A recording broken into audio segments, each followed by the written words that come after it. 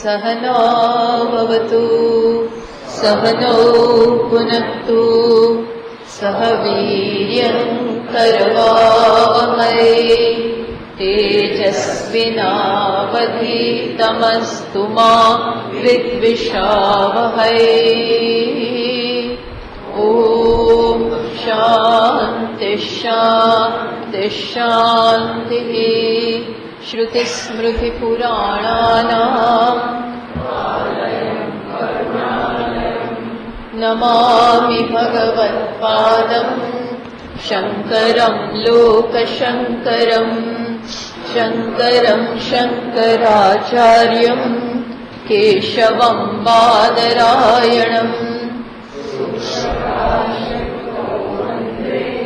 भगवन्तौ पुनः पुनः ईश्वरो गुरुरात्मेति मूर्तिभेदविभागिने व्योमवद्व्याप्तदेहाय दक्षिणामूर्तये नमः। चौथा श्लोक थी बोलिए। कायवाङ्मन कार्यमुत्तमम्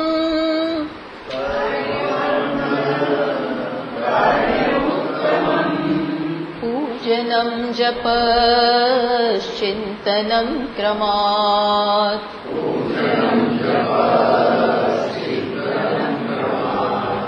जगत ईषदीयुक्तसेवनम्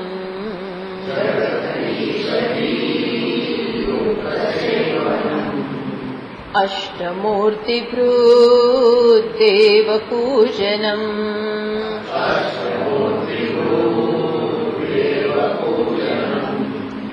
उत्तमस्तवादुच्चमन्दतः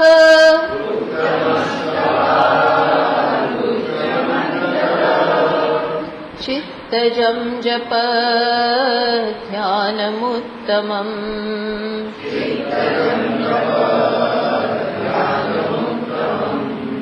आज्यधारया स्रोतसा समम्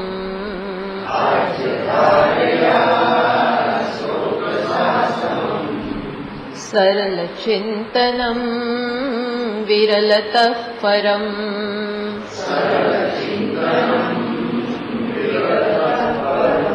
तो રમણ મહર્ષિજીએ કહ્યું કે દરેક સાધકે પોતાનામાં ભક્તિનો વિકાસ કરવો જોઈએ. શેના માટે ભક્તિ? કારણ કે સર્વત્ર ઈશ્વર રહેલો છે. પહેલા કર્મયોગની વાત કરી કે ઈશ્વરને અર્પણ કરતા જ બધા કર્મો કરવા જોઈએ. શેના માટે? કારણ કે એ જ ખરેખર ચિત્તને, હૃદયને શુદ્ધ કરનાર છે, મનનું નિર્માણ કરનાર છે.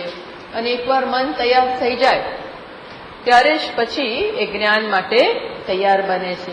એ બધી વાત કરી. પછી પ્રશ્ન થયો કે ઈશ્વર માટે કર્મ કરવા એ કઈ સહેલી વસ્તુ થોડી છે.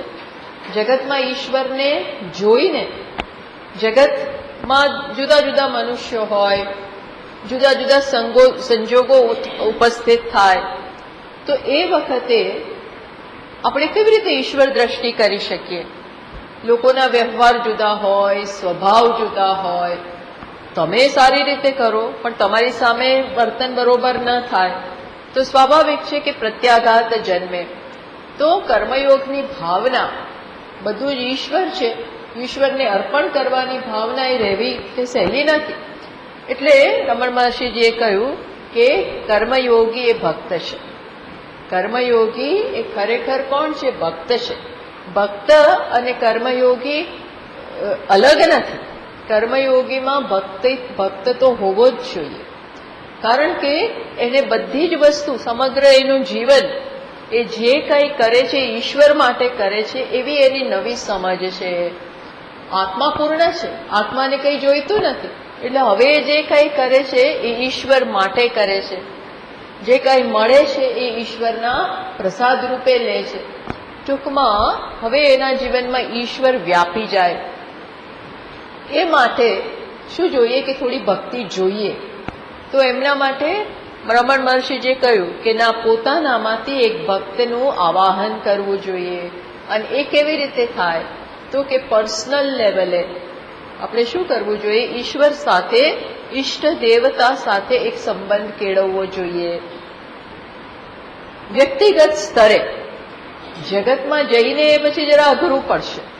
એટલે વ્યક્તિગત સ્તરે ઈશ્વર સાથે ઘનિષ્ઠ સંબંધ હોય, ભક્તનો સંબંધ હોય, ભક્ત અને ભગવાનનો એની ટેવ પાડી હોય, એના માટે પ્રયત્ન કર્યો હોય, એનો અભ્યાસ કર્યો હોય અને પોતાનામાંથી એક ભક્તને શોધ્યો હોય, તો પછી એ જગતમાં જ્યારે વ્યવહાર કરે ત્યારે આ વ્યક્તિ માટે બધા કર્મો ઈશ્વર માટે કરવા સહેલા પડે. કારણ કે ઓલરેડી એની ઈશ્વરની એક દ્રષ્ટિ પ્રાપ્ત થઈ છે. અને એના માટે પછી એમણે કહ્યું પૂજન, કે એના માટે શું જરૂરી છે? પૂજનમ, જપઃ, ચિંતનમ, ક્રમાત. કાયાના સ્તરે પૂજા કરવી જોઈએ. એ દ્વારા તમે ઈશ્વર સાથે જોડાવ છો. કાયાના સ્તરે થોડું ભગવાનને તમે સમય આપો, એને આપણે પૂજા કહીએ છીએ, સેવા કહીએ છીએ. જ્યાં તમારા શરીર, બધી ઇન્દ્રિયો સાથે મન, આ બધું ઈશ્વરના કાર્યમાં, પૂજામાં, સેવામાં લાગેલું હોય. પછી વાણીના સ્તરે તમે સાથે સાથે ઈશ્વરનું નામ લેતા હો, સ્તોત્ર પાઠ કરતા હો, જપ વગેરે કરતા હો, તો એ પણ એમાં જોડાય. અને માનસિક સ્તરે તમે ઈશ્વરનું ધ્યાન કરતા હો, એના લીલાનું બધાનું ધ્યાન થતું હોય, નામ સ્મરણ મનમાં પણ થતું હોય. આ દ્વારા આપણા કાયા, વાણી અને મન, આ ત્રણેય વસ્તુ ધીમે ધીમે ઈશ્વરમાં જોડાતા જાય, એક સંબંધ બંધાય. પછી કર્મયોગ એટલે કે વ્યવહાર વખતે આ ઈશ્વર દ્રષ્ટિ કરવી આના માટે સરળ પડે. એ પ્રાઇમરીલી અર્થાત મુખ્યત્વે ભક્ત જ બની જાય. આ કર્મયોગી શું છે? ખરેખર ભક્ત જ છે. આ બધી વાત કરી. પછી કયું? તો પછી પૂજા માટે કયો આકાર પસંદ કરવો? પૂજા માટે કઈ પ્રકારની પ્રતિમા પસંદ કરવી? તો આપણા રૂમમાં તો પ્રતિમા હોય, એક આપણે બિંબ પસંદ કર્યું હોય, પણ બહાર તો શું? અહીંયા માટે એમણે શું કહ્યું? જગત ઈષદી યુક્ત સેવનમ. અષ્ટમૂર્તિ, આ 8 મૂર્તિ વાળા જે ઈશ્વર છે જગતમાં જ, આ જગત જે આપણને દેખાય છે, પ્રત્યક્ષ છે, ત્યાં જ ઈશ્વર દ્રષ્ટિ કરો. આવો અહીંયા ક્યાં ઈશ્વર? તો કે 8 મૂર્તિ વાળા. 8 મૂર્તિ કઈ? તો કે પંચમહાભૂતો, આકાશ, વાયુ, અગ્નિ, જળ અને પૃથ્વી, અને સૂર્ય અને ચંદ્રમા અને જીવાત્મા. આટલા 8 મૂર્તિવાળો ભગવાન પરમાત્મા સર્વત્ર છે. એને અર્પણ કરો. પ્રત્યેક કર્મ જ્યારે થતા હોય ત્યારે આપણે કોને અર્પણ કરીએ? એમને અર્પણ કરીએ કે તમારા માટે છે, આનાથી તમે ખુશ થાઓ. કારણ કે આખું જગત એટલે શું છે? ઈશ્વર. આકાશ, અગ્નિ, વાયુ એના જ બધા બનેલા છે. જીવાત્મા બધાના અંતઃકરણમાં જીવ મીન્સ કે આત્મા છે. તો એના માટે આવો જે ઈશ્વર છે એના માટે તમે કર્મ, એ પ્રતિમા પસંદ કરો, ત્યાં તમારો વ્યવહાર કરો કાયાના સ્તરે. પછી કયું? વાણી, જપ કેવી રીતે કરવા? તો એના માટે પણ રીત બતાવી કે પ્રારંભમાં મન ચંચળ હોય તો મનમાં ને મનમાં જપ કરવો એ જરા અઘરો છે. જપ કરશો ને મન ક્યાંક જતું રહેશે, ક્યાંય જતું રહે. જપ તો ક્યાંય બાજુમાં રહી જાય. એટલે કારણ કે મનને ટ્રેન નથી કર્યું, તો શું કરવાનું? પહેલા કયું એમણે? ઉત્તમ સ્તવાદ ઉચ્ચ મંદતઃ. ઉત્તમ શરૂઆત કરો, ઉચ્ચ સ્વરે જપ કરવાનો. પછી મંદ. ઉચ્ચ સ્વરે કરાયેલા જપ કરતા મંદ વધારે શ્રેષ્ઠ. અને એનાથી સૌથી શ્રેષ્ઠ છે ચિત્તજમ જપ. ચિત્તમાં જ જપ થતો હોય. શ્રેષ્ઠ તો છે મનમાં, ચિત્તમાં જ થતો જપ શ્રેષ્ઠ છે. પણ એ થઈ શકવો જોઈએ ને. એટલે શરૂઆત શેનાથી કરવાની? ઉચ્ચ સ્વરે. એનાથી આપણું ટ્યુનિંગ અપ થતું જાય. પછી ધીમે ધીમે મંદ સ્વરે ઉપર આવીએ અને ત્યારે એકદમ સાવધાની હોય, એકદમ તાદાત્મ્ય થઈ ગયું, તો હવે તમે મનમાં પણ જપ કરી શકો. એ ઉત્તમ છે. એ તો આગળ વધેલી વ્યક્તિ હોય, સતત મનમાં કહ્યું ને અજપા જપ પણ ચાલતો હોય, જેને આ ટેવ પડી ગઈ હોય, એને મનમાં ને મનમાં કહ્યા વગર, યાદ કરાવ્યા વગર સતત જપ ચાલતા હોય,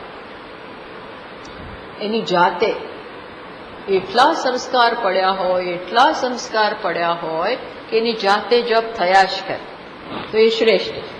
પછી એમાં પણ ધ્યાન કેવી રીતે થવું જોઈએ? તો એના માટે ફરી એકવાર કહ્યું. હવે ધ્યાન એટલે શું?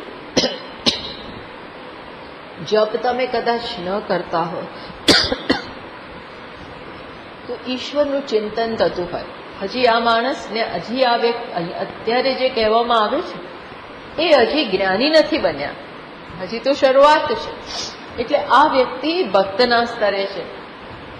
તો ઈશ્વર વિશે વાંચતા હો, કથાઓનું શ્રવણ થતું હોય, નામ સ્મરણ ચાલતું હોય, તો એ બધામાં પણ ધીમે ધીમે તમારું પૂર્ણ મન એમાં ને એમાં પરોવાય, એ ધ્યાન કહેવાય. તો ઈશ્વર વિશે જાણતા હો, કથા બધા વાંચી હોય, તો એનું સતત મનમાં સ્મરણ ચાલતું હોય, એક પછી એક લીલાના દર્શન, આ બધાને બી ધ્યાન કહેવાય. આ શું થયું? સગુણનું ધ્યાન. અહીંયા હજી એ વાત ચાલે છે. જપ કરો ત્યારે કદાચ રામ રામ બોલતા હો તો સાથે રામનું સ્મરણ થતું હોય. નામ તો બોલાય જ છે, પણ સાથે સાથે રામ વિશે વિચાર, રામની આકૃતિ મનમાં આવે. તમે ફોટો રાખીને સામે બેઠા હો એટલે શું છે કે મનની એકતાનતા જળવાઈ રહે. આ પ્રકારના ધ્યાનની અત્યારે વાત કરે છે. એટલે કહ્યું 7મા શ્લોકમાં કે ધ્યાનમાં એ ઉત્તમ કયું, અથવા તો ધ્યાન કેવું હોવું જોઈએ? તો કે છે આજ્ય ધારયા સ્રોતસા સમમ અત ઇદાનીમ તૃતીયમ ચિંતનમ ધ્યાન પરપર્યાયામ આહ. એટલે અત્યારે આજે આ 7મા શ્લોકમાં જે ધ્યાનની વાત કરે છે એ ચિત્તજમ જપને અનુલક્ષીને જ વાત થઈ રહી છે. પણ અહીંયા નિર્ગુણનું ધ્યાન નથી કહેતા. આ ધ્યાન કેનું છે? હજી સગુણ ભગવાનનું ચાલતું હોય. એમાં પણ કેવું છે ધ્યાન, કેવું હોવું જોઈએ? તો રમણ મહર્ષિજી આપણને કહે છે આજ્ય ધારયા સ્રોતસા સમમ. ઘીની ધારાની જેમ, ઘીની આજ્ય ધારયા સમમ, ઘીની ધારા જેવો પ્રવાહ ધ્યાનનો. પ્રત્યેક વૃત્તિ ઈશ્વર તરફ જતી હોય. કોની જેમ? એનો પ્રવાહ વહેતો હોય. કોની જેમ? તો કે ઘીની ધારા. એક પાત્રમાંથી બીજા પાત્રમાં ઘી રેડીએ તો કેવું અખંડ એ ચાલ્યા કરે, એમ ભગવાન તરફ આપણી બધી જ વૃત્તિઓનો પ્રવાહ વહેતો હોય. ઘીની ધારા એ આપણે સમજાવીશું. ઘીની ધારાની જેમ અથવા તો જળના પ્રવાહની જેમ વહેતી નદી હોય. સ્રોતસા સમમ. સ્રોતસા સમાન. સ્રોતસા એટલે જળનો પ્રવાહ. આ જળનો પ્રવાહ હોય છે ને વહેતી નદીનો, ગંગા છે, નર્મદાજી છે, આવી મોટી નદીઓ જે સતત ભરપૂર પ્રવાહથી વહેતી હોય, ધસમસથી વહેતી હોય, તો એને બ્રેક ના પડે વચ્ચે. ગંગાજીમાં આપણે બસ અહીંયા અડધેથી આમ પછી ક્યાંક પૂરી થઈ જાય એવું ને, એ તો જે ગંગોત્રીથી નીકળે તો છેક ચાલ્યા જ કરે. એટલીસ્ટ ઋષિકેશને ત્યાં સુધી તો એ ચાલે જ છે, દોડતી દોડતી દોડતી વહે છે. એમ કેવી વહે? તમે એને રોકી ના શકો, રોકી ના રોકાય. અને કેવું છે એમાં ફોર્સ થોડો છે, એની જાતે વહે. એને પાણીના ધક્કો નથી મારવો પડતો. એના પોતાનો જ પ્રવાહનો ફોર્સ એવો હોય કે એની જાતે જ વહ્યા કરે. ના ભૂલી ગયા એમ. ધ્યાનનો બી પ્રવાહ કેવો? ના હવે વચ્ચે ભૂલાઈ ગયું એવો નહીં. બેસ્ટ કયું છે ધ્યાન? એને અનુલક્ષીને જ કહ્યું કે આ પ્રકારનું સરળ ચિંતનમ. સરળ ચિંતન એટલે આવું અખંડ ધ્યાન. વિરલતઃ પરમ. વિરલ એટલે વિક્ષિપ્ત, ખંડિત એવા ધ્યાન કરતા અખંડિત ધ્યાન એ કેવું છે? શ્રેષ્ઠ. કોના કરતા કયું શ્રેષ્ઠ? વિરલતઃ સરલતઃ ચિંતનમ પરમ. વિરલતઃ, વિરલતઃ એટલે ખંડિત ધ્યાન કરતા કયું ધ્યાન શ્રેષ્ઠ છે? કયું ધ્યાન ચડિયાતું છે? તો કે સરલ ચિંતનમ. સરળ, સરળ એટલે ઈઝી નહીં, સરળ એટલે કેવું? તો કે અખંડ, જેમાં બ્રેક નથી. પ્લસ એમાં ધ્યાન કયું શ્રેષ્ઠ છે? જેમાં બ્રેક તો નથી જ, પણ સાથે કેવું છે? ઘીની ધારા છે. આ ઘીની ધારા શેનું સૂચન? બે વસ્તુ કહી ધ્યાનમાં, ઘીની ધારા જેવું અને પાણીના પ્રવાહ જેવું. તો ઘીની ધારા એટલા માટે કે સાથે એમાં પ્રેમ પણ હોય. પ્રેમ જો હશે, ભક્તિ જો હશે, સંભળાય છે પાછળ, સંભળાય છે ને? ઈશ્વર પ્રત્યે ભક્તિ હોય પછી જે ધ્યાન થાય એ ખરેખર એની જાતે થાય. પ્રેમ ન હોય, ભગવાન વિશે આપણે કંઈ જાણતા જ નથી, કેવા છે, શું શું એમણે કર્યું છે, કાં તો પછી જૂના જન્મોનું આપણી પાસે જ્ઞાન હોય, પણ એવું બધું ન હોય અને ભક્તિ પણ જન્મી નથી, તો ધ્યાન જરા અઘરું છે. કેટલી વાર તમે પ્રતિમાન જોયા કરો, કેટલી વાર જોયા કરો, કેટલી વાર અંદર કૃષ્ણ કૃષ્ણ ચાલવાનું છે, પણ કૃષ્ણ કોણ? રામ કોણ? ગણેશ કોણ? જે પણ તમારા ઈષ્ટદેવ એ કોણ? એમણે શું કર્યું છે? શું એમનું સ્વરૂપ? શું એમના કાર્યો? શું એમના જીવનમાં જુદી જુદી લીલા? આ બધાનું જ્ઞાન હોય તો જ બહુ એનો પરિચય કરવો. કોઈના પણ સ્નેહ માટે, કોઈના પ્રત્યે પ્રેમ ક્યારે થાય? જ્યારે તમે નજીક આવો અને એ વ્યક્તિમાં ગુણ હોય તો પ્રેમ થવાની, આસક્તિ જન્મવાની, સ્નેહ બંધાવવાની પૂરેપૂરી શક્યતા છે. તો ઈશ્વર માટે કેવી રીતે કરવું? કે છે મને તો ઘણા લોકો કહે કઈ થતું જ નથી, કઈ અમને થતું જ નથી, મને મંદિરમાં જઈને કરવાનું છું, એકવાર જોવાનું કઈ થતું જ નથી. ના થાય, એ થવાનું નહીં. તમારું મન પછી ડાકોડિયા માળે, આમ જુએ આમ જુએ, કોણ આવ્યું છે, ક્યાં છે, ક્યાં ગંદકી છે, ક્યાં સારું છે, કયું.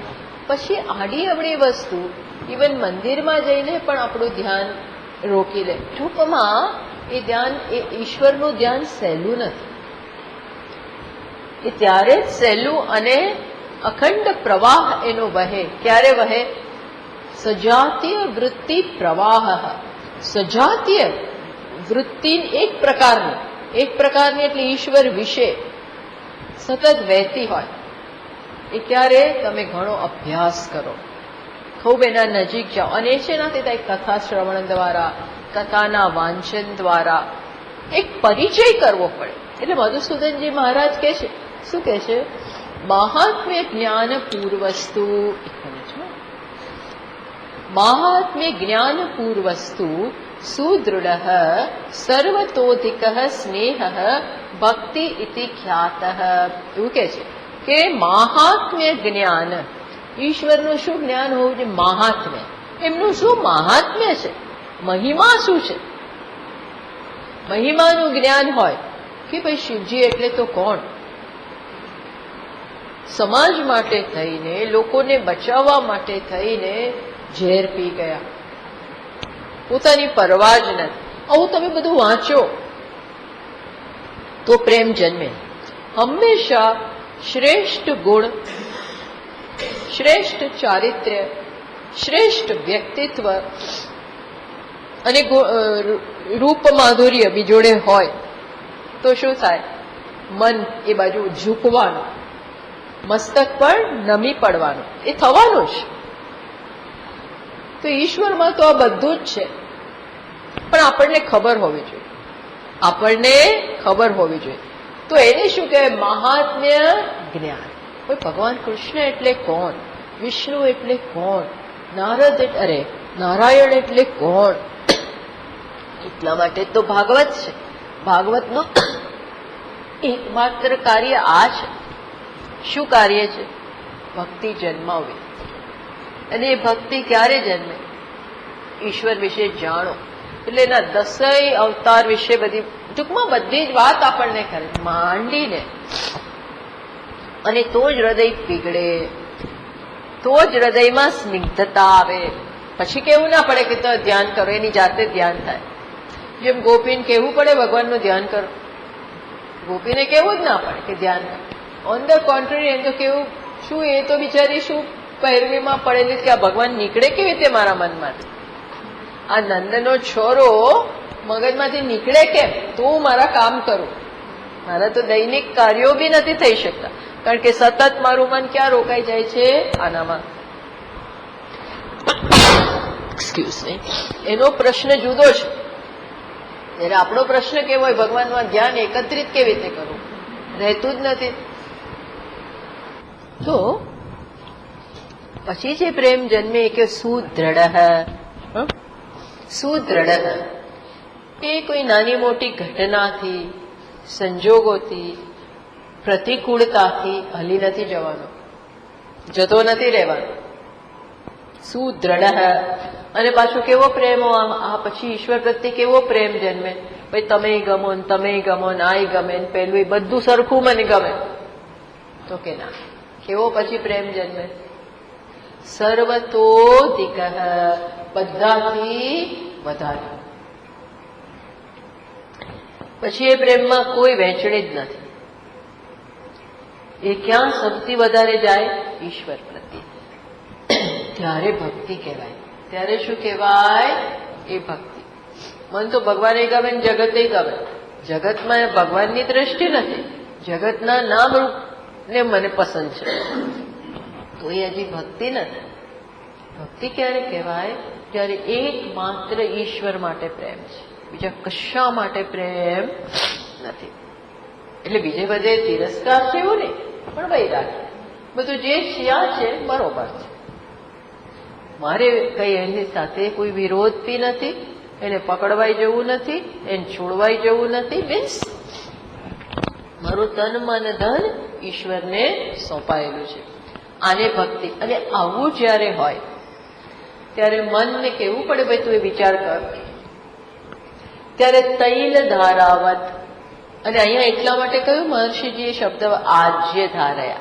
આ ધારા તેલમાં અખંડતા ખરી, પણ સ્નિગ્ધતા કદાચ ના હોય. ઘીમાં તો કેવું? સ્નિગ્ધતા. તો પ્રેમથી ચિંતન થતું હોય, બસ જીવન પૂર્ણ થઈ જાય. માણસને જે જોઈએ છે શું? પ્રેમ જ જોઈએ છે. કોઈ પણ કન્ડિશન વગરનો બિનશરતી આવો જ્યારે ઈશ્વર પ્રત્યે લગાવ હોય તો શું થાય? એમાં જીવન પૂર્ણ થઈ જાય. પછી ત્યાં કોઈ ગણતરી નથી મને શું મળ્યું, શું ના મળ્યું, શું આપ્યું, શું ના આપ્યું. એટલે કંઈક આપે છે માટે પ્રેમ છે એવું નથી. Not because. કોઈ કારણથી આ પ્રેમ નથી, કોઈ કારણથી આ ભક્તિ નથી. શેના માટે ભક્તિ છે? ભક્તિ ખાતર.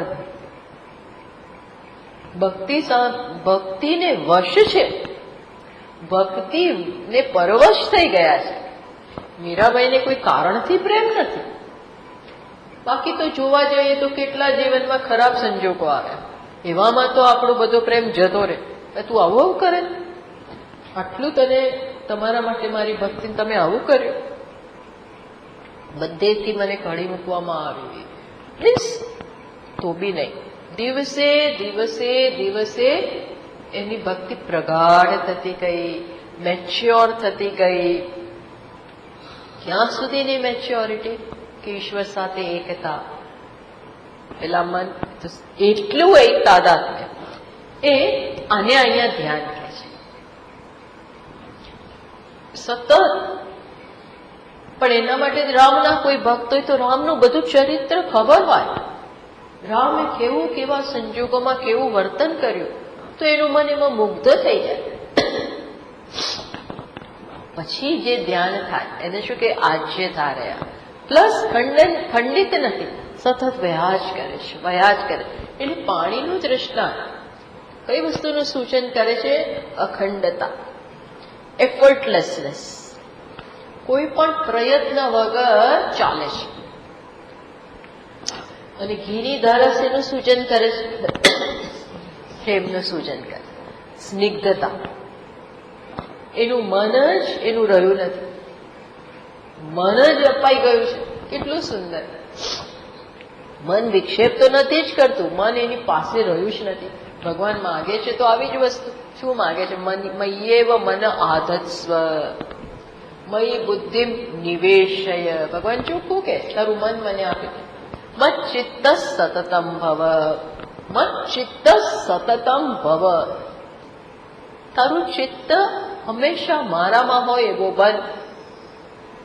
મન મારામાં મુખ, બુદ્ધિ મારામાં મુખ, પછી રહ્યું શું? આને ધ્યાન, આવું ધ્યાન શ્રેષ્ઠ. ધારો કે પછી ભગવાનનું નામ ના લેતા હોય તોય ભગવાન જ હોય. ભગવાનનું નામ ના કદાચ લેતા હોય તો બી બધું ભગવાન માટે જ થતું હોય. ભગવાનનું જ કીર્તન ને ભગવાન માટે સેવા, જે કાંઈ કરે ત્યારે જ પછી પેલું લાગવું પડે.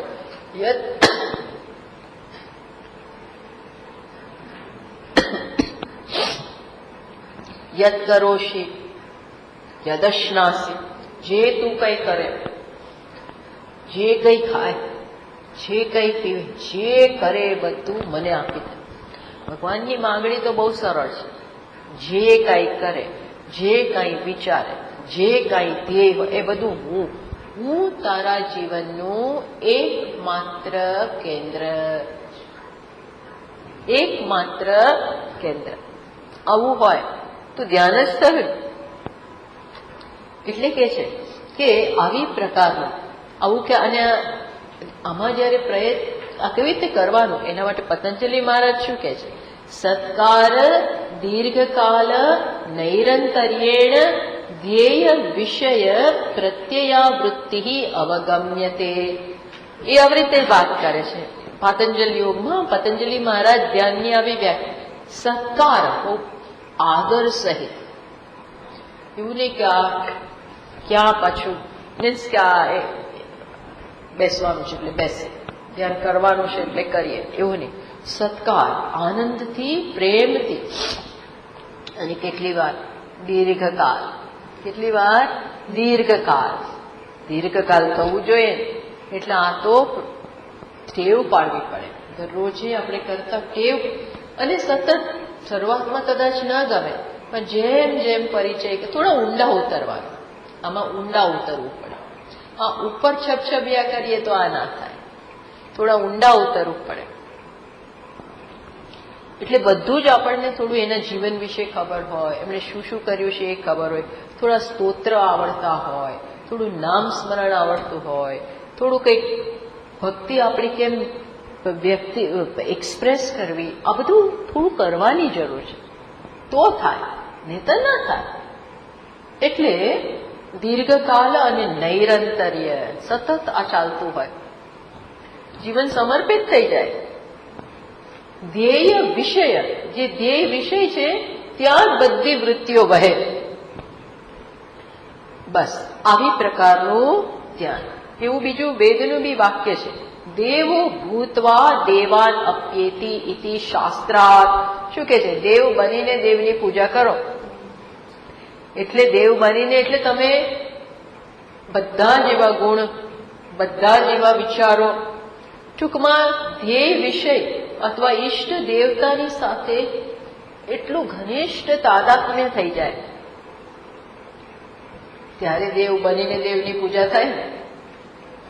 સોહમ, હું એ છું. ભલે જે ઐક્યનું જ્ઞાન નથી પણ હે ભગવાન તમારી સાથે મારે કોઈ અંતર જ નથી, કોઈ પ્રકારનો અંતર નથી, એવો આપણો ઘનિષ્ઠ પ્રેમ છે.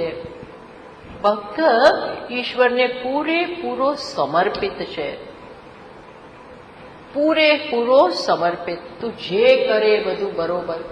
તમે વિચાર કરો, પ્રહલાદજીને કેટલી બધી કઠોરતા એના પિતા એની સાથે કરી, ક્રૂરતા કરી, છતાં પણ એને કેવું સમર્પણ હતું. એને ક્યારે એવો એક વિચારે નથી. એની શ્રદ્ધા તો જુઓ, એને પૂર્ણ શ્રદ્ધા છે કે મને કઈ થશે, વિચારતો જ નથી. એને કઈ છે અગ્નિમાં બેસે તો કે બેસી ગયા, હાથીના પગ નીચે એને માથું મુકાવ્યું તો મૂકી દીધું. એવડું બાળક પૂછે તો ખરો ને ભાઈ, રડે તો કે નહીં. ટોટલ ફેથ, મને કઈ નથી થવાનું, એને ડર જ નથી. એ ક્યાંથી આવે? ભગવાન ઉપર પૂર્ણ શ્રદ્ધા, પૂર્ણ પ્રેમ, પૂર્ણ ભરોસો. બાળક રડતું હોય ને એને માના ખોડામાં મૂકીને એટલે શાકચૂપ થઈ જાય. બીજા બધા હોય તેડતા હોય તો રડા રોડ કરી મૂકે ઘણી વાર નાના બાળકો. પછી એને બાની મામા એના માના ખોડા મૂક્યા એટલે કેવું આમ તરત ચૂપ થઈ જાય. કેમ? એને અહીંયા સિક્યોરિટી લાગે છે. એની સિક્યોરિટી ક્યાં લાગે છે? માના ખોડામાં. મા ઉપર એને ભરોસો છે. એવો ઈશ્વર ઉપર ભરોસો, આ બધો પ્રેમ છે.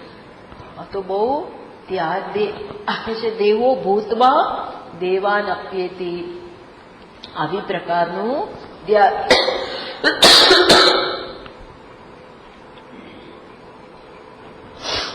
આવી પ્રકારનું ધ્યાન હોવું જોઈએ. એવમ સામાન્યતઃ જ્ઞાન સ્વરૂપમ અભિધાય તદ વિશેષાન વક્તુમ ઉપક્રમતે. પછી આજે ધ્યાનની વાત કરી, હજી એમાં તો કેવું છે? દ્વૈત છે. ભગવાન અને ભક્ત અલગ છે. હજી તો હવે મહર્ષિજી શેની વાત કરે છે? હજી બી ઉપાસના જ છે, પણ ઉપાસના તમે કરતા હો ત્યારે પણ ભાવ કેવો હોવો જોઈએ એની હવે વાત કરે છે. હજી ઐક્યનું જ્ઞાન નથી, છતાં પણ ઉત્કૃષ્ટ પ્રેમને કારણે, ઉત્કૃષ્ટ ભક્તિને કારણે ભક્તનો ભાવ કેવો છે? હું ભગવાન જ છું, અથવા તો ભગવાન સાથે હું એક છું. એવું સતત ભગવાન સાથેનું અંતર એ રાખવા જ નથી માંગતું. તો કયો ભાવ હોવો જોઈએ? તો એ 8મા શ્લોકમાં આપણને કહે છે, ભૂયો ધ્યાને વિશેષાંતરમ આહ. ધ્યાન વિશે બડી વિશેષ વાત આપણને કરે છે. તો શું કહે છે? ચલો 8મો શ્લોક જોઈએ. ભેદ ભાવના સોહમેત્યસો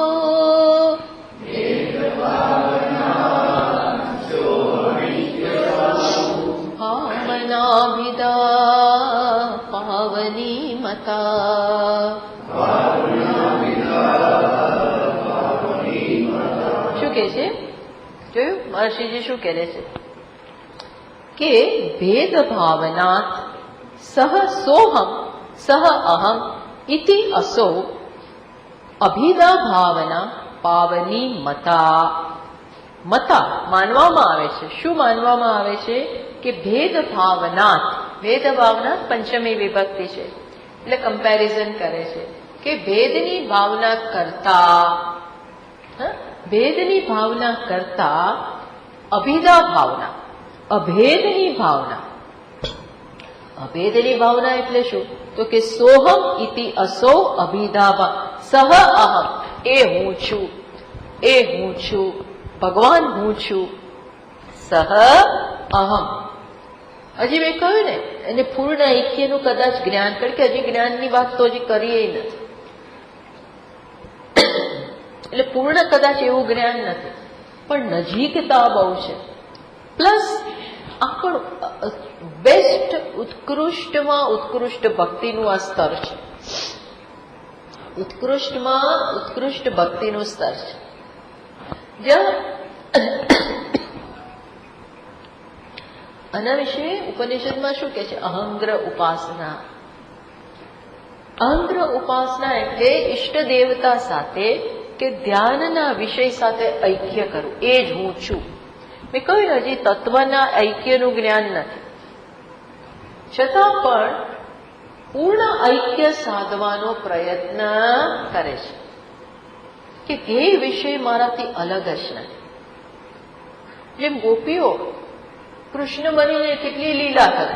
જયારે કૃષ્ણ અંતર્ધાન થઈ ગયા મહારાસ પહેલા એક ઝલક બતાવી, પછી એકદમ જતા રહ્યા, તો બધી ગોપીઓ તો સતત વિલાપ કરે છે, પ્રલાપ કરે, સહન જ નથી થતું એમનાથી. પછી એક ક્ષણ એવી આવે કે ચલો આપણે કૃષ્ણ બની જઈએ. એટલે કૃષ્ણ બનવું એટલે શું? કૃષ્ણ જેવી જેવી લીલા કરે, નાગ દમન કર્યું ને માખણ ચોરી કરી, આ બધું એમણે કર્યું. એવો અભિનય કર્યો. જુદા જુદા રાક્ષસોનું એમણે સંહાર કર્યો, એ બધું કર્યું. બકાસુર ને અઘાસુર ને બધાને માર્યા. તો બધી ગોપી એવું જ વિચાર.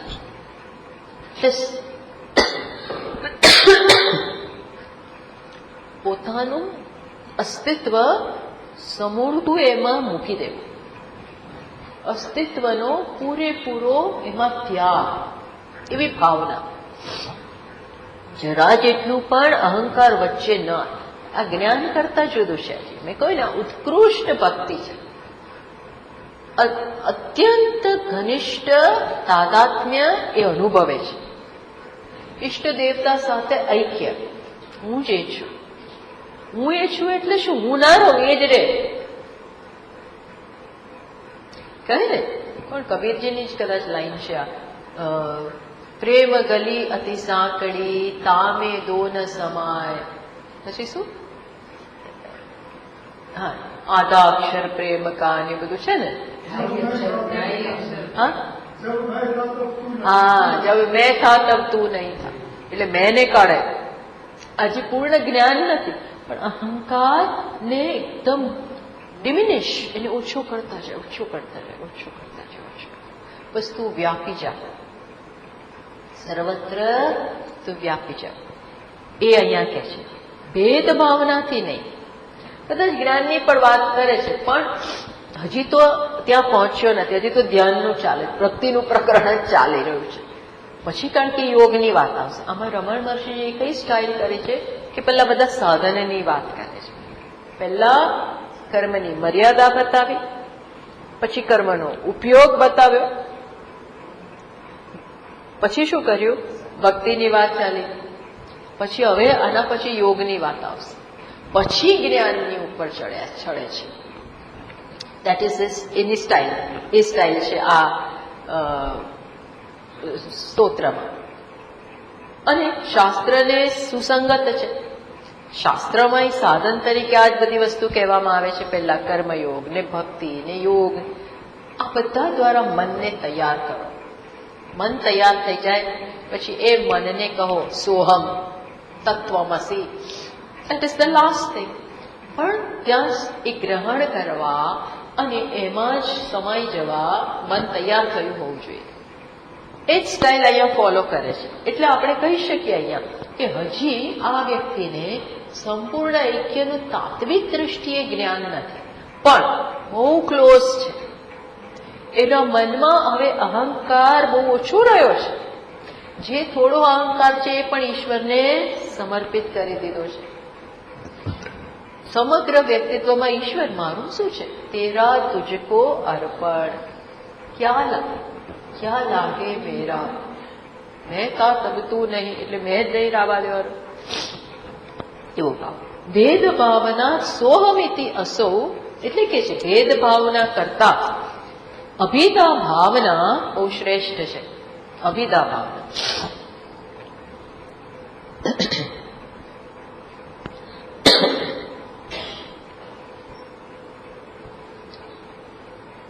આમ તો અહીંયા ટીકાકાર તો છે ને, બૃહદારણ્યકમાં આપણે જે વાત કરી, અન્ય અસૌ અન્યોહમ અસ્મિ ન સવેદ, ત્યાં જ્ઞાનની વાતમાં એવું આવે છે કે ભગવાનની આપણે પૂજા કરતા હોઈએ, ધ્યાન કરતા હોય, ત્યારે આપણો ભાવ એવો હોય કે અલગ અને હું અલગ, તો આપણે જાણતા નથી. એવું ઉપનિષદ કહે છે. આપણે આવી ગયું ને, શું આવ્યું કે ઈશ્વર અલગ છે, હું અલગ છું, એવી કામના, એવી સમજ સાથે જયારે આપણે ભગવાનની પૂજા કરીએ ત્યારે ઉપનિષદ કીધું ન સવેદ, એને કઈ ખબર જ નથી. પછી આગળ શું કહ્યું? એ તો બહુ સ્ટ્રોંગલી ત્યાં તો કહ્યું પશુરેવ દેવાનામ. આ તો કેવું છે? આ તો જે મનુષ્યનું આપણે પશુને જેવી રીતે ટ્રીટ કરીએ, એનો ઉપયોગ કરીએ, એમ જે ઈશ્વર પાસે અલગ છે અને પછી કામના કરે છે, ઈશ્વર મારાથી અલગ છે અને મને આ આપો, પેલું આપો, ટીકડું આપો, પૂછડું આપો, એના બદલામાં હું તમને નાળિયેર ધરીશ ને ફલાણું કરીશ ને ટીકડું કરીશ ને આટલા પૈસા મૂકીશ ને આટલું ઘરેણું કરીશ ને આટલું આમ આપીશ ને આટલું, આ તો સોદો થયો. ભગવાન લે બધું અને તમને આપે, લેવડ દેવડ થયા. તો આ તો કેવું થયું, દેવતાઓની પણ માગણી હોય છે, એ અમુક વસ્તુ આપી શકે. દરેક દેવતાઓની અમુક ક્ષેત્ર હોય, અમુક આપી શકવાનું ક્ષેત્ર હોય. વરુણ દેવતા પાસે જાઓ તો એ આપી શકે, અમુક દેવતા પાસે જાઓ તો એ બીજું આપી શકે, અને તમે એમને એ જોઈએ છે એ આપો, એના બદલામાં તમારી માગણી એ સંતોષ. તો આ તો શું થયું, પશુ થયું.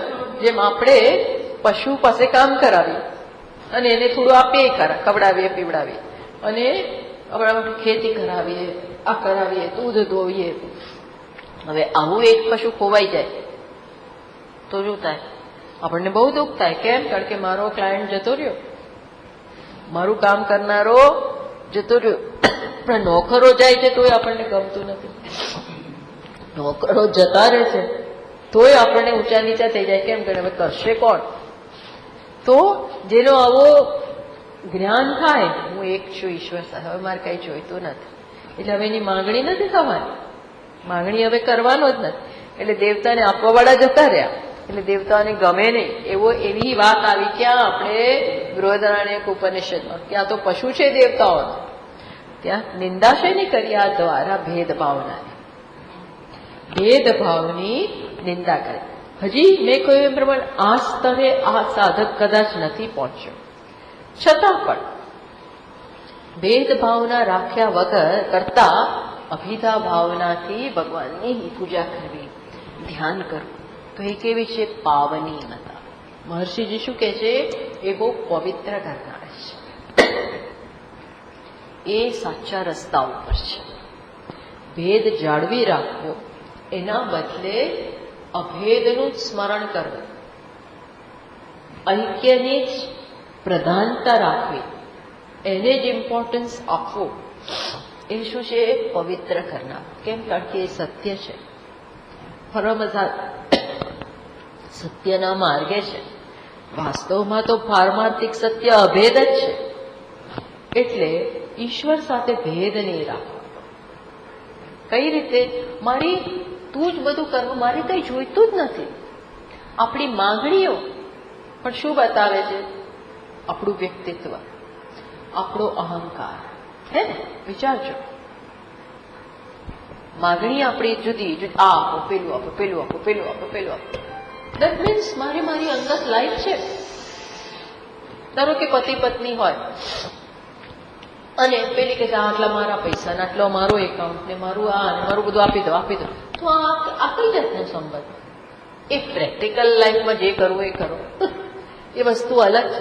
પણ મારું તારું હોય, મારું તારું છે, આ મારા એકાઉન્ટ, ક્યાંથી પૈસા કાઢ્યા, આ લેશું એ છે ને પૈસાથી લે, પણ ઝઘડે મને ઝઘડે નહીં, ઝઘડતા હોય સારા લોકો, પણ બાકી તરત આપો ના. અને એમાં મેં કહ્યું પ્રેક્ટિકાલિટી જે હોય, વ્યવહારમાં જે કરવાનું એ બરોબર, પણ જ્યાં આવું અંતર થઈ જાય મારા પૈસા, એ કઈ પછી આઈડિયલ સંબંધ જ ના રહ્યો. આ શેના માટેનો સંબંધ છે? ઐક્ય માટે આ તમે બે વ્યક્તિ ભેગા થયા છો. મારું તારું છે, મારા પૈસા ને મારો એકાઉન્ટ ને કોના ગયા ને આ તો શું થયું? મારા દીકરાને, મારી માં, તમારી માં, હજુ બધું એ આવું હોય છે. એની માને મમ્મી કે નહીં, આ શું કર્યું આજકાલ? મમ્મી ના કે, તમારી મધર તમારી મધર એમ કે. મેં સાંભળ્યું છે આવું, કે તમારી મધર ને મારી મધર. પછી એવું નથી, નથી. એટલે આઈડિયલી ભાવના તો એવી રાખવાની ના, તો એવી કઈ ને જેટલું આવું વધારે વિચારજો, આ વિચારવાનું છે. જેટલું આવું વધારે એટલા સંબંધમાં કચાશ, હે ને? સંબંધમાં એટલી કચાશ ને, ડર, ઇન્સિક્યોરિટી. આ તો શેના માટે છે? એક થવા માટે છે, વધુ ને વધુ ભેદ ઓગાળવા માટે. વધુ ને વધુ ભેદ આપણે ઓગાળતા જઈએ, એમાં જ ખરી મજા છે જીવનની. જે આ સમજે છે એ ડરે નહીં, એને તો આપીને મેળવવાનું છે ને, આપીને પામી જાય અને બીજા આપતા ગભરાય. એક વ્યક્તિ અણસમજને કારણે આપતા ગભરાય, ના રાખીશ જ મારું જુદું, મારું ઘર જુદું, મારા નામે. મેં કહ્યું ને, વ્યવહારમાં જે કરવું એ કરો, એ તમારી બુદ્ધિથી જે કરવાનું એ કરો. પણ જયારે બંને વ્યક્તિ આવું વિચારે તો જ સંબંધની મજા છે. કોઈ પણ સંબંધ, ના કોઈ પણ, આપણે પતિ પત્નીની એકલાની વાત નથી, કોઈ પણ સંબંધ જ્યાં સ્વાર્થ રહેલો છે, મારે આટલું ગુમાવવું પડ્યું, આમ કરવું પડ્યું, તેમ કરવું પડ્યું, તો પછી તમે પડ્યા શું કરવાના આમાં? પછી તમે આમાં પડ્યા શું કરવાના? મજા નથી. મજા શેમાં છે? જ્યારે તમે આપીને મેળવો છો, બીજાને મળે એમાં તમારી ખુશી છે. તમારી ખુશી અલગ રહે જ નહીં. વિચારજો જરા. આ બધી અભિધા ભાવના. આ કઈ ભાવના થઈ? અભિધા ભાવ. આવા ધ્યાનમાં કોઈ માગણી તો છે જ નહીં. હા, માત્ર નિર્મળ પ્રેમથી, નિર્મળ ભક્તિ માત્ર, એનાથી આ થાય છે. આ ધ્યાન કરું મન પછી તું કઈક આપ, એના માટે નથી. આ શેના માટે છે? નિર્મલ પ્રેમ, અનપાઈની ભક્તિ. હનુમાનજી શું માગે? આટલો ભક્તિ છે તો એ માગ્યા શું કરે? ભક્તિ. ભગવાન ખુશ થાય એટલે કે તું તો જે માગ એ આપી દો, કારણ કે હું તારો ઋણી છું, કંઈક માગવું તો પડશે જ. એટલે પેલો હનુમાનજી શું માગે? બસ તમે ભક્તિ આપો. છે જ તારામાં છે જ તોય આપો. એનો એને સંતોષ જ નથી. સમજ પડે? આ તો જરાક બીજી વાત છે. અભિધા ભાવના, ભેદ ભાવના કરતા અભિધા ભાવના.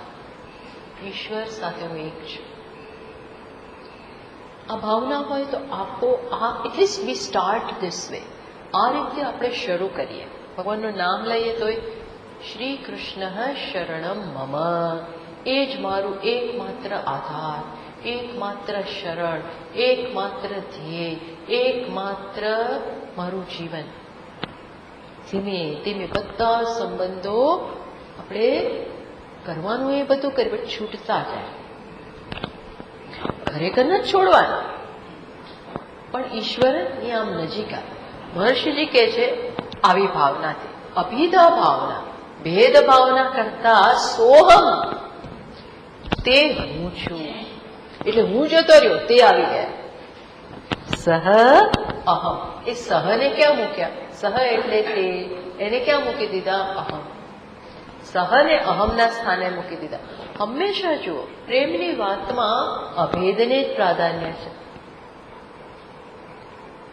જેટલું મારું તારું એટલા સંબંધોમાં કચાશ કહો, એ ઘનિષ્ઠતા ઓછી. તો પછી ઈશ્વર જોડે તો કેવું હોવું જોઈએ? મારા તારું નહીં. સહ અહમ, સહ અહમ, અહમ સહ, સહ અહમ, અહમ સહ. અભિધા ભાવના પાવની મતા. રમણશ્રી મહર્ષિ આ પવિત્ર કરનારું છે. ક્યાં પવિત્રતા થાય છે? દ્વૈતમાં. દ્વૈતની ભાવના ધીમે ધીમે ધીમે દૂર થાય છે. શું છે પેલું આપણે હમણાં સામે? જીત દેખું તિત શ્યામમય, જીત દેખું તિત શ્યામમય. એને બધું શ્યામ જ દેખાય. વાદળો ચાલતા હોય તો એ ગોપીને શું થાય? કાળા છે એટલે ભગવાન. યમુનાજી શ્યામ રંગ એટલે કોણ? ભગવાન. તળાવનું જ્યાં ને ત્યાં જીત દેખું તિત શ્યામમય. સમજ પડી? બધું શ્યામ, પોતાનામય શ્યામ. એના જેવો શ્રૃંગાર કરે, એના જેવું બોલે, એવું એને સાથે જ રહે. તો ભેદ ભાવના સોહમ ઇતિ અસૌ. અભિધા ભાવના કેવી છે? પાવની મતા, પાવની પવિત્ર કરનારી છે, પવિત્ર કરનાર. ધીમે ધીમે મન કેવું થાય? અહંકાર જતો રહે. એ જ તો આપણું ધ્યેય છે. આપણું ધ્યેય શું છે? અહંકારને ક્ષીણ કરવો. જ્યાં સુધી બરફ છે ને, હિમશિલા, એ બરફ પણ જાળવી રાખે તો પાણી નથી, પાણીનો ગઠ્ઠો, પાણીનું થીજી જવું એટલે હિમશિલા છે પાણી. પણ આજે અહંકાર થીજી ગયો તો એને શું કરવું પડે? પીગળવું પડે. પીગળે, મેલ્ટ થાય એ હિમશિલા તો જ શું બને? પાણી. એનું વાસ્તવિક સ્વરૂપ પ્રાપ્ત કરે. એટલે હજી આ જ્ઞાનની કક્ષાએ નથી, પણ ધ્યાનમાં બી એવું કરો તો શું થાય? ધીમે ધીમે એ જ્ઞાનની ભૂમિકા તૈયાર થાય છે. જ્ઞાન પહેલા આવું ધ્યાન, એ ભૂમિકા તૈયાર થાય છે. અને પછી તો ખબર પડશે, ઓ એ તો હું નામની કોઈ વસ્તુ જ નથી. અત્યારે ઓગાળવાની વાત છે, પછી તો ખબર પડશે ઓ પાણી સિવાય કઈ હતું જ નહીં, H2O એકમાત્ર હતું. એ પછી પણ એના માટેની પૂર્વ તૈયારી કે મારે ઈશ્વરથી અલગ મારું કઈ છે જ નહીં. તું જે આપે પહેરો, જે આપે એ ખાઓ. ક્યાં સુધીનો ભરોસો, ક્યાં સુધીનો આત્મીયતા, ક્યાં સુધીનું અર્પણ. દૂસરો ન કોઈ, કોઈ કરતા કોઈ એકતા. બસ એ અહીંયા કીધું. અભિદા ભાવના પાવની મત. ધ્યાન કરતા હોઈએ ત્યારે પણ તું એકમાત્ર છે, હું તારાથી અલગ નથી, તું જ સત્ય છું. એ ભાવના રાખી અને ધ્યાન કરવાનું. ધ્યાન પણ આ ભાવના ધીમે ધીમે ધીમે. હવે આવું જયારે ધ્યાન થતું હોય તો ઈશ્વરની કૃપા કેટલી દૂર રહે? ઈશ્વર જુએ ને કે એ તો પોતાને રાખતો જ નથી, પોતાના માટે એને કઈ પડી જ નથી. ઈશ્વરની કૃપા આવે છે. ભગવાન કહે છે ને, મત ચિત્તા મદગત પ્રાણા બોધયંત પરસ્પર. જે આવા છે તેષામ સતત યુક્તાના ભજતામ પ્રીતિપૂર્વકમ. મને પ્રીતિથી ભજે છે એને હું શું કરું છું? દદામી બુદ્ધિ યોગમ તમ તમ બુદ્ધિ યોગમ દદામી. હું એને બુદ્ધિ યોગ આપું છું. બુદ્ધિ યોગ એટલે શું? એને ઐક્યનું જ્ઞાન થવાનું છે. ભગવાન આપી દે, આપી જ દે. કારણ કે એ જોવે છે કે કેટલો પ્રેમ છે. અને ભગવાન સૌથી વધારે છે એનાથી ભીંજાય છે? પ્રેમ. ભક્તિ પ્રિયો હિ માધવ. ભક્તિથી માધવને ભક્તિ ગમે છે. અને આપણે ધ્યાનમાં પણ એ ભક્તિ, ચિત્તવૃત્તિ પ્રવાહ ત્યાં વધે. ચિત્તની સમગ્ર વૃત્તિ.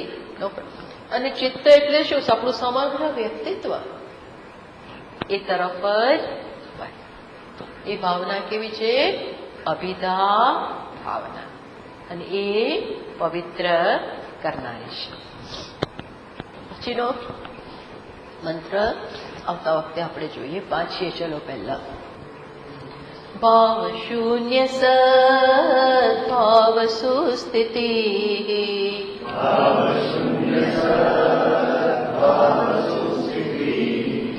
ભાવના બલાત ભક્તિરુત્તમા.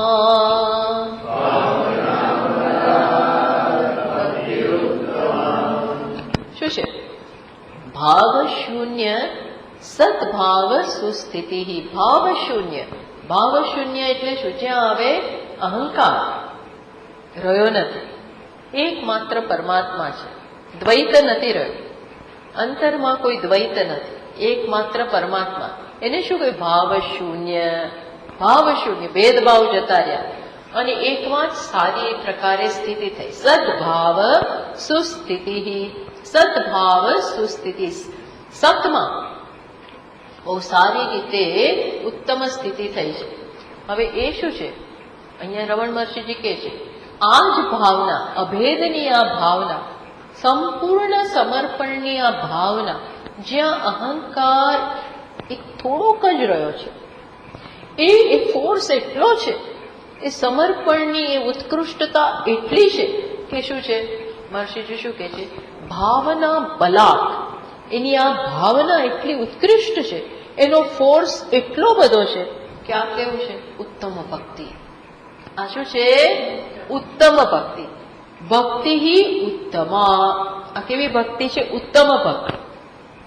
એટલે આનું આપણે જ્ઞાનપરક અર્થ પણ કરીશું, પણ જયારે એ વાત આવશે ને, હજી મેં કહ્યું હજી કદાચ જ્ઞાન નથી, કારણ કે આના પછી યોગની વાત કરે, ચિત્તવૃત્તિ નિરોધ માટેની વાત કરે, એટલે હજી જ્ઞાનનો આપણે આ અર્થ ના કરી શકીએ.